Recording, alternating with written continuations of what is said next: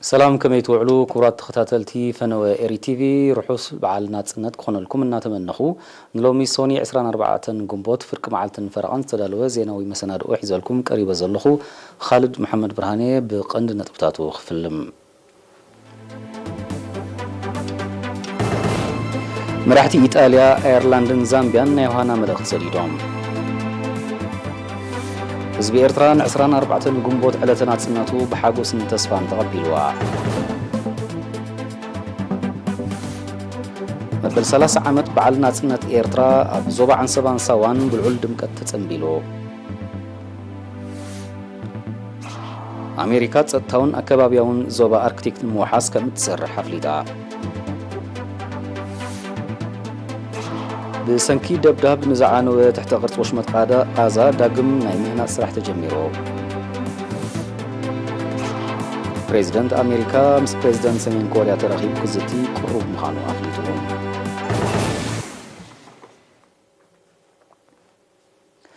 زرزر زينا بريزيدنت ريبابليك إيطاليا سيرجيو ماتاريلا بريزيدنت أيرلاند ميخائيل هيجينس كمون بريزيدنت ريبابليك زامبيا إدغار تشاغوا لونغو بمخنيات سنبل مبل 3 عامت ناتسنت ناب حزبن منغستن إيرترا نايوهانا ملخت سديدوم أبزا خبرت علت ناتسنتكم تخافلتي حاغوسكم مخانا نقلص زولو تمرحتي هاجراتهم نحبراوي ربحتات زغلغل وحسنتاوي زمدنان متحغازن مس إيرترا خمعبلا زلوم قربنت بمرغغاز بريزيدنت إيسياس ملوطعنا إيرتران حزبان دما بروح مصا تمنيوم بريزيدنت ريبابليك إيطاليا سيرجيو ماتاريلا بتوسخي أمونغ إيرتران إيطاليان زلو تصنيح عميق محزنات نوصيتاوي مبه هالن متحغازن سفع عدل كركب زلو منيوت بمتكاز أبزوبا قرن أفريقيا سلامن مرغا أن مسفان أقداسي تراكم زهلو أمنتو صنع مخانو غليصوم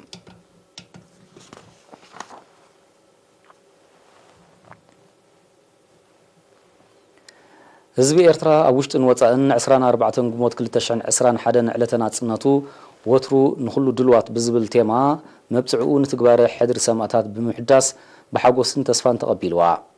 أب كتم أسمرا حزبي بدرون أب كندي قدناتات بموراد يوهانو ان دستو انك قلت الحرم مساي لو مساعد شدشت نقهو نخبرينات سنة 21 قزي مدفع تتوكيسوم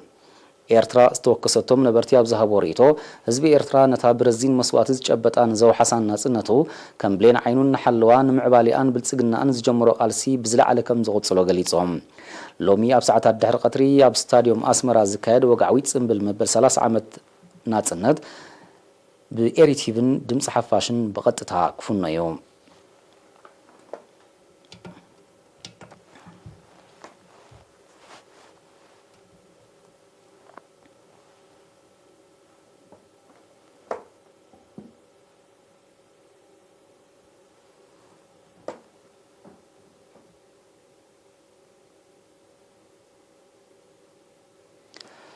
مبل 3 عامت بعل ناسنت إيرترا وترو نخلو دلوات بزبل تيما ب23 قنبوت أبزوبا عن سبان ساوان بالعل دمكت تسنبيلو وكيلات إيرينا يوسف إدريسن موسى خيدان زدالو وصبصب ميكائيل حدكو خأرويوم مبل 3 عامت بعل ناسنت إيرترا وترو نخلو دلوات بزبل تيما ب23 قنبوت أبزوبا عن سبان ساوان بالعل دمكت تسنبيلو بدرجة زوبا عن سباب كتماكرنا بستخايدة ببهلاون سنت بباون مسنادوتا زمعرقة صنبل أما حدار زوبا أمباسادر عبد الله موسى بزسمعو مدرم حزب إيرترا ناتسنتون مرقاز أبزا كايرو قالسي زدتخوز كوسن زدتخول لعن كبرتات أبزا حالفة 3 ناي ناتسنت عامتاتون تأمر كم سرح بمتقاس تاتي زولو حدشن تسفون مدرخ ننايلوم عامت صنبل فولي كم زقوبرو قليتهم أبوهم برش ما قلب على زوبا أتو سراج حاجي بوغنو ناتسنت إيرترا رزين واقع تخفيلوا زدت رغبتن زدت وحستن سلازغنت 24 قنبوت من إسيات حدر السماتات نمتكبار قالهم زحدسوا لها كبرت علت مغانا بمتقاس نتبع المدماء أبركتون زقبرو مسقان أغريبوم أبساواب استخايدة تمساسالة سنبل دما عزازي ماك السلطانة هاقرا واقلقلوت كولونيل دبساي قده سلام سواتي بلوتسات إيرترا لولا ونتازو حست حفرت هاقر كتكون كم زباقع تاغيسو بزح مدايات أب قمت بمتاو نايلوم عامت بعل درب تاريخو بعل مخانو أجنزيبهم اتتصنبل تمهارون مبل 10 كورسات مأكل موياو سلطاناتاتن أبلات مبل 34 زوري هاقرا وقلقلوتن ብዘቕርቦ ስነ-ጥበባዊ መደባትን ወታደራዊ ሰልፍን ማዕሪጉ ነይሩ። ብተመሳሳሊ ጽምብል መበል 30 ዓመት ናጽነት ኤርትራ ኣብ ዞባታት ደቡብን ደቡባዊ ቀይሕ ባሕርን ብልዑል ማዕርግ ተባዒሉ ወኪላት ኤሪና ዘርአይ ብርሃንን ኣሕመድ ዳኒ መሐመድን ዝለኣኸዎ ጸብጻባት ዳናይት ገብረ ህይወት ከተቕርቦያ ደረጃ ዞባ ደቡብ ብ22 ግንቦት ኣብ ከተማ መንደፈራ ኣብ ዝተኻይደ ጽምብል ኣመሓዳሪ ዞባ ኣቶ ሃብተ ኣብ ተስፋጼን ኣብ ዝስምዖ ቃል ኣብ ዝሓለፈ 30 ናይ ናጽነት ዓመታት ኣብ ኩሉ ጽላታት ብእተገብረ ገዚፍ ወፍርን ዝሕለል ጻዕርን ብልዑል ህዝባዊ ንቕሓትን ውዳበን ናይ ምትግባር ዓቕምና በሪኹ ኣብ መደባት ልምዓትን መኸተን ኣድማዒ ተራ ከም እተጻወተ ገሊጹ አቦ ወንበር ሽማግለ በዓላት ዞባ አቶ አብርሃም ዮሐንስ በወገኑ መደባት ጽምብል መበል 30 ዓመት ናጽነት በደረጃ ዞባ ንኡዞባታት እንድሕር ምብራህ ባህላውን ስነ-ጥበባውን መሰናዶታት ቅጥዕታት ምክልኻል ኮቪድ-19 ብዘኽበረ ቅርጡ ኣገባባት ምክያዱ ምስጋና ኣቕሪቦም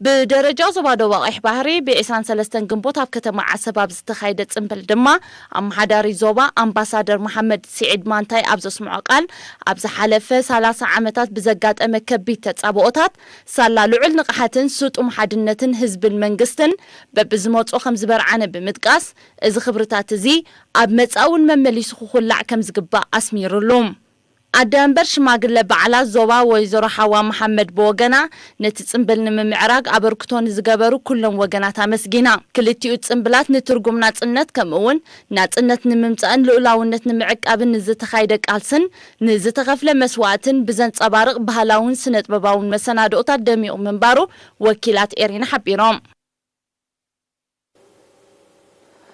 ሚኒስትር ዕዮን ማሕበራዊ ድሕነትን ማሕበር ቁጠባዊ ኩነታት ዜጋታት ንምምሕያሽ አተባባዒ ኢማማት ከም ዘሰላሰለ ገሊጹ ወኪል ኤሪና ዮናታን የዕብዮን ዘዳለወ ጸብጻብ ሳምሶን ሃይለ ዋና ዳይሬክተር ክፍሊ ማሕበራዊ ድሕነት አቶ ምሕረት ፍስሐዬ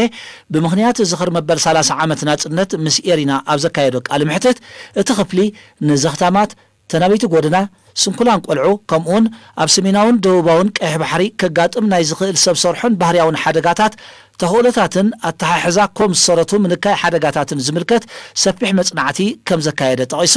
ንማሕበራዊ ናብዮት ብዝተኻየደ መጽናዕቲ መሰረት 96 ፕሮጀክትታት ከም እተተግበሩ ሓቢሮም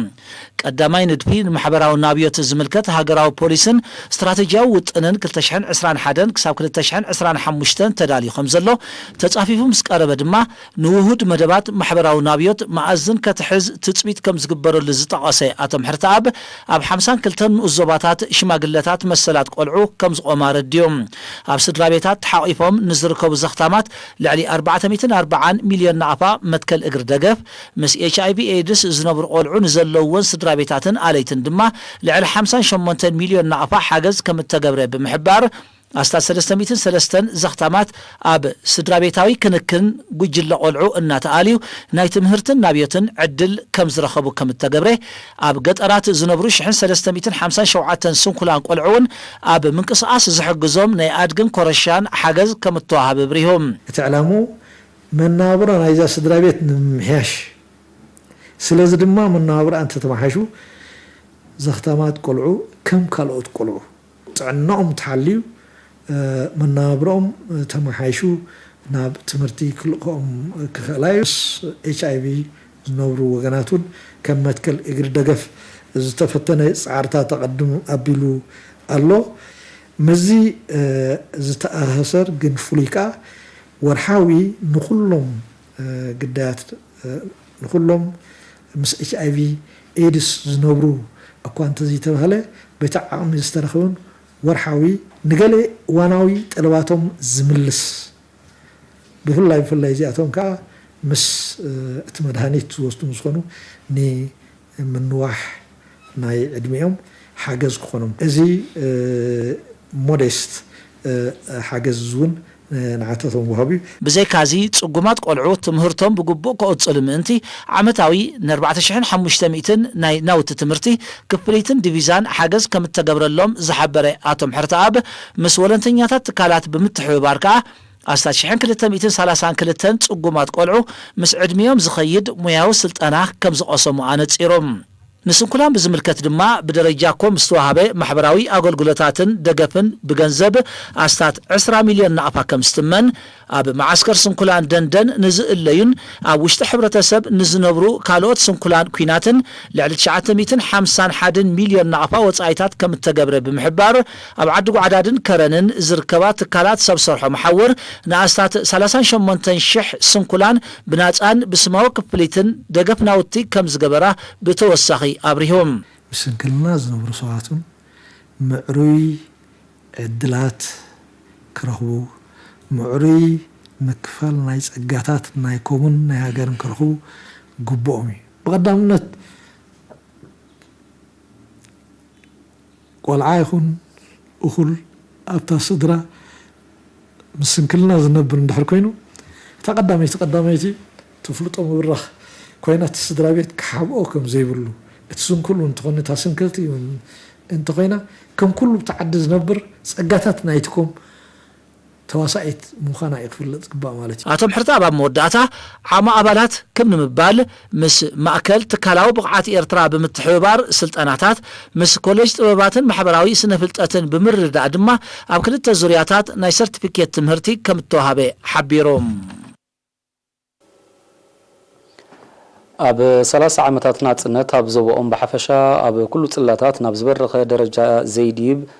ዘደይብ ዱልዱል ባይታ ተነጺፉ ከም ዘሎ ኤሪና ዝተወከሰቶም ነበርቲ ሰሜናዊ ቀይሕ ባሕር ገሊጾም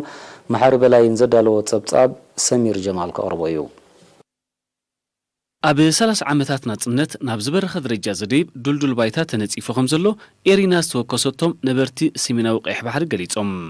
እቶም ወሃብቲ ርእይቶ ኣስዒቦም ጽምብል ናጽነት ብድምቀት ንምብዓል በብኸባቢኡ ዝግበር መሰናድኦታት ቅጥዕታት ምክልኻል ለበዳ ኮቪድ-19 ዝኽብር ክኸውን ስለ ዝግባእ በደረጃ ምምሕዳራት ከባቢ ንኡሳን ዞባታትን ዞባን ዕቱብ ቆላሕታ ተባሂብዎ ከም ዘሎ ሓቢሮም ካብ ሰማዕታት ቅብፀት ተሪፍካ ድምቀት ዝዓሰሎ ብርሃን ናጽነት ምርኣይ ፍሉይ ጸጋ እዩ ዝበሉ ውፃእ መዓት ነበርቲ ከተማ ባጽዕ ክቡር ዋጋ ዝተኸፍለላ ናጽነት ኤርትራ ወትሩ ተኸቢራን ተሓፊራን ክትነብር ምእንቲ ዜጋታት ብሓፈሻ መንእስያት ወለዶታት ድማ ብፍላይ ብልዑል ንቕሓት ተርኦም ክዕዙ ተላብዮም መበል 30 ዓመት ጽምብል ናጽነት ኣብ ዞባ ሰሜናዊ ቀይሕ ባሕሪ ካብ 15 ክሳብ 26 ጉንቦት ብዝተፈላለየ መሰናድኦታት ከም ዝበዓል ወኪል ኤሪና ሓቢሩ ኣብ ዞባ ደቡብ ኣብ 30 ናይ ናጽነት ዓመታት ልዕሊ ፍርቂ ቢልዮን ናቕፋ ዝወዱ መደባት ምዕቃብ ማይን ሓመድን ልምዓት መስኖን ከም ተሳለጡ ክፍሊ ሕርሻን መሬትን ገሊጹ ነዚ ዝምልከት ወኪል ኤሪና ፊሊሞን ትካቦ ንዘዳለዎ ጸብጻብ ኣዜብ ብርሃነ ኣብቲ ዞባ ቅድሚ ናጽነት ልዕሊ 8 ሚልዮን ሜትር ኪብ ማይ ዝሕዛ 31 ዲጋታት ከምኡውን ክልተ ራሕያታት ከም ዝነበረ ዝሓበረ ሓላፊን ጨንፈር ምዕቃብ ማይን ሓመድን ልምዓት መስኖን ኣቶ ተኽለ ሃይማኖት ዘርኣይ ድሕሪ ናጽነት ምንጪ ዝስተ ማይን ሰብን ጥሪትን ንምውሓዝ ከምኡውን ልምዓት መስኖን ምድንፋዕ ብዝተኻየደ ጻዕሪ ብጠቕላላ ልዕሊ 34 ሚልዮን ሜትር ኪብ ማይ ዝሕዛ 150 ዲጋታትን 267 ራሕያታትን ከም እተሰርሓ ሓቢሩ ኣብዚ ሓለፈ ናይ ናጽነት ግዝያት ወይ 30 ዓመታት ሓደ ኣብ 53,000 ሄክታር ዛላታት ተሰሪሑ እዩ ኣብ 38,000 ሄክታር ካኒ ከትርታት ተሰሪሑ እዩ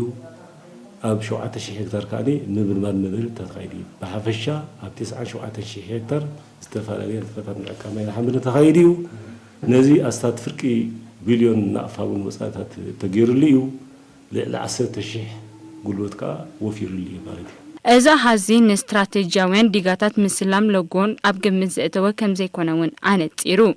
ቀንዲ ዕላማ ናይቲ ዕማም ማይን ሓመድን ዓቂብካ ትሕተ ባይታዊ ማይን ፍርያምነት ሓመድን ምስሳን ምዃኑ ዝሓበረ ኣቶ ተኽለ ሃይማኖት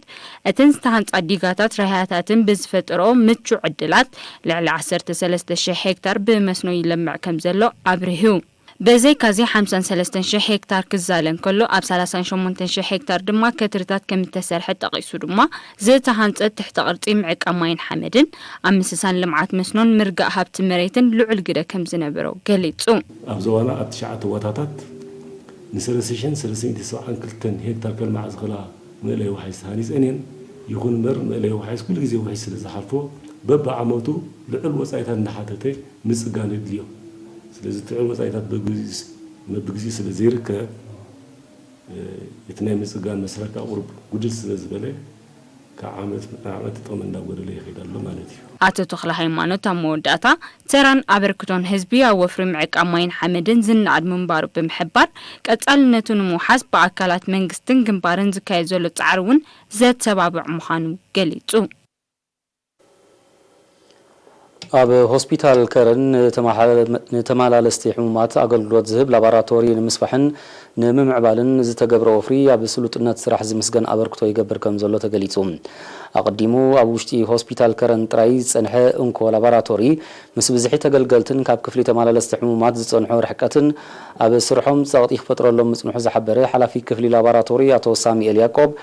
ምስ ምኽፋት ሓድሽ ላቦራቶሪ ግን እትጸገም ፍታሕ ከም ዝረኸበ ገሊጹ። እቲ ዓመታዊ ንኣስታት 23000 ዜጋታት ኣገልግሎት ዝህብ ክፍሊ በብእዋኑ ብመሳርሒታትን ዓቕሚ ሰብን እናደልደለ ብምምጽኡ ኣብዚ እዋን እዚ ናወቲ ከፊላዊ መርመራ ኬሚስትሪ ደም ሕማም ቲቢ ዘነጽር ጂን ኤክስፐርት ንሕሙማት ሽኮርያ ዘገልግል ዘመናዊ መመርመርን ካልእ መሳርሒታትን ተዋዲድሉ ከም ዘለውን ኣብሪሆም። ኣብ ኩለን ንኡስ ዞባታት ዞባ ዓንሰባ 11 ትካላት ላቦራቶሪ ተዋዲደን ኣገልግሎት ይህባ ከም ዘለዋ ዝገለጸ ኣቶ ሳሙኤል እዚ ነቲ ኣብ ሆስፒታል ከረን ዝጸንሐ ጸቕጥን ንዜጋታት ዘጋጥም ዝነበረ ሃልክን ኣቃሊልዎ ከም ዘሎ ኣገንዚቦም። ንናይ መጻኢ መደባት ብዝምልከት ድማ ብኸፊል ክስራሓሉ ዝጸንሐ ናይ ደም ኬሚስትሪ ንምስፋሕ ናይ ወይቦ መመርመሪ ንምትእትታው ከምኡውን ካልእ ኣገልግሎታት ንምትእትታውን ንምምዕባልን ይስራሕ ከም ዘሎ ኣነጺሮም። ዝኸበርኩም ተኸታተልትና ድሕሪ ዝሓጻር መሰጋገሪት ኣህጉራዊ ዜናታት ሒዝና ክንምለስ ኢና። ምሳና ጽንሑ።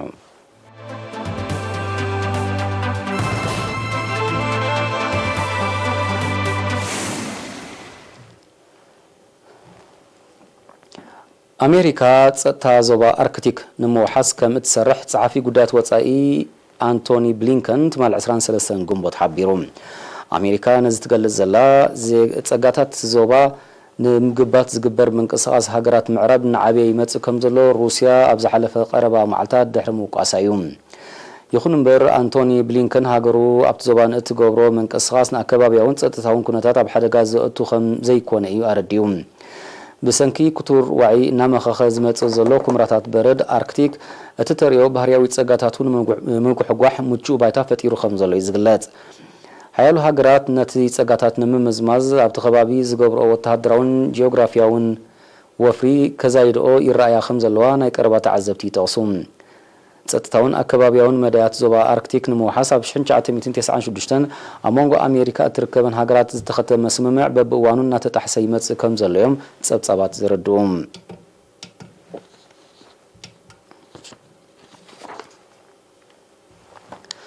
እስራኤልን ምንቅስቃስ ሓማስን ዝኸተምዎ ስምምዕ ምቁራጽ ተኽሲ ተኸቢሩ ኣብ ዘለወሉ እዋን ብሰንኪ ደብዳብ ዝዓነወ ትሕተ ቅርጺ ወሽመጥ ቃዛ ዳግም ናይ ምህናጽ ስራሓት ከም ዝተጀመረ ተገሊጹ። ገለ ሃገራትን ኣህጉራውያን ውድባትን ንዳግመ ህንጸት ወሽመጥ ዝውዕል ገንዘባዊ ደገፍ ከም ዝገበራ እንተኾነ ግና ምስቲ ዝወረደ ዕንወት ክነጻጸሩ እንከሎ ኣኻሊ ከም ዘይኮነ ይሕበር ኣሎ። በዚ ድማ እቲ ዝካየድ ዘሎ ዳግመ ህንጸት ንተመዛበልቲ ናብ ኣባይቶም ካብ ምምላስ ሓሊፉ ዘምጾ እወታዊ ማሕበረ ቁጠባዊ ኣበርክቶ ከም ዘይህልዎ ብኣጉ ይእመት ኣሎ። ካብ 10 ግንቦት ኣብ መንጎ እስራኤልን ምንቅስቃስ ሓማስን ዝተኻየደ ምልውዋጥ ደብዳብ ከቢድ ብረት ብ21 ግንቦት ብመንጎኝነት ግብፂ ብዝተፈረመ ስምምዕ ምቁራጽ ተኽሲ ከም ዘቋረጸ ዝፍለጥ እዩ። ብሰንኪ ደብዳብ ኣብ ትሕተ ቅርጺ ወሽመጥ ቃዛ ናይ ቢልዮናት ዶላር ዕንወት ከም ዝወረደ ጸብጻባት ይጠቕሱ። ብዘይካዚ ብሰንኪ ደብዳብ ዝበዝሑ ፍልስጤማውያን ዝኾኑ ልዕሊ 230 ሰባት ክቕተሉ እንከለዉ 1900 ካልኦት ከም ዝቆሰሉ እቶም ጸብጻባት ብተወሳኺ ይሕብሩ። እቲ ደብዳብ ድሕርቲ ኣብ 2014 ኣብ ወሽመጥ ቃዛ ዝተኻየደ ተመሳሳሊ ፍጻሜ ዝዓበየ ሰብኣውን ንዋታውን ክሳራታት ዘወረደ ምዃኑ ይጥቀስ።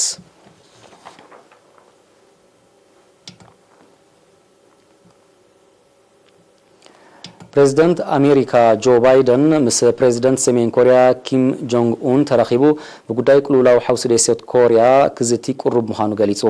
ፕሬዚደንት ባይደን ብ22 ግንቦት ምስ ፕሬዚደንት ደቡብ ኮርያ ሙን ጃይ ኢን ኣብ ከተማ ኒውዮርክ ኣብ ዘካየዶ ርክብ ቅልውላው ሓውሲ ደሴት ኮርያ ብሓፈሻ ኒኩሌሳዊ መደባት ሰሜን ኮርያ ድማ ብፍላይ ብዘተ ጥራይ ከም ዝፍታሕ ብምጥቃስ ፕሬዚደንት ጆንግ ኡን ንዘተ ቁሩብ ክኸውን ጸዊዑ። ይኹን እምበር ንመግለጺ ፕሬዚደንት ባይደን ዝምልከት ብወገን ሰሜን ኮርያ ዝተዋህበ ምላሽ ዛጊት የለን። زخمزيلهم كله بريزيدنتات جو بايدنن مون جاي إنن بقداي تشاينان دسيت تايوانن كم استزارارو تقليتهم تشاينا قداي دسيت تايوان زخونت كلا هاجر كم زي ملكت أبت حبر لزل أوان أمريكا مستهاجر مستدسيت التجبر كل مدياوي زمدناتات النعبي يمت كم زلوا سبت سباتي تقسم بخلو وجن أمريكا دبو كوريان وتهدراون كتابون دبلوماسياون زمدنا النمد نفع أكثرها أبتي ناي مرحة ركب تسمامي عن اللوام أب مريتا أشعت وتهدرات أمريكا سفيرة زلا دبو كوريا أب إسيا حنتي كاب كندي مشارختي أمريكا عام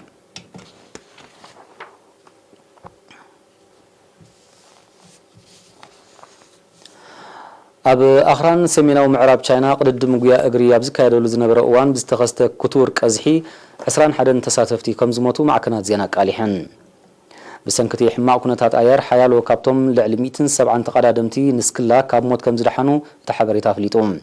عبد خبابي متن زحلي ناب ألو تاشدوش تدير سنتغريد وريدو من باروز غلطونا يكربا تعزبتي أتود الدرك ونزف كم زنوبرو يوغصوم أزي عامتاوية بتشاينا زكايدنا يمتصوار عامدك سبز فتاتن وددر 100 كيلومتر يشفن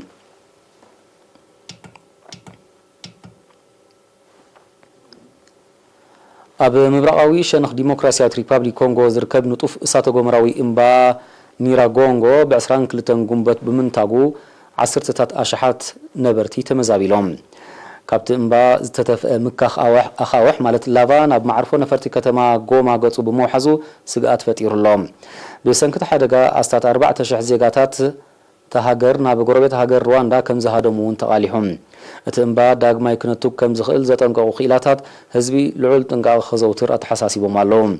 امبا نيراغونغو ابك تشعن كلتن بمنتاغو 257 كم زموتون 10 اشعات كم استمزابلون ناي شعوت صبصابات يردوم اتنبا حدا كاب نطفاتن حدغنياتاتن اساتو غمراوي امباتات عالمنا مخانو يغلط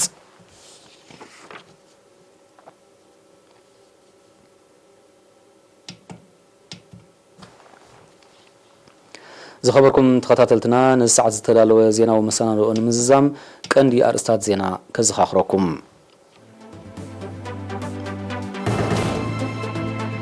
مرحتي إيطاليا ايرلاندن زامبيان يوهانا ملغت سديدوم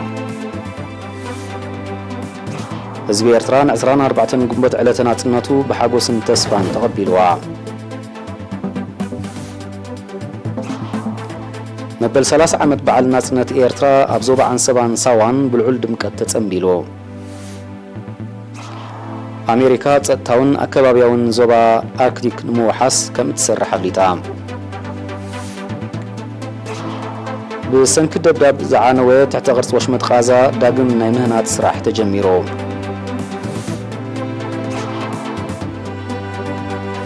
بريزيدنت أمريكا مس بريزيدنت سمين كوريا تراخيبو كزتي قروب مخانو أفليتوم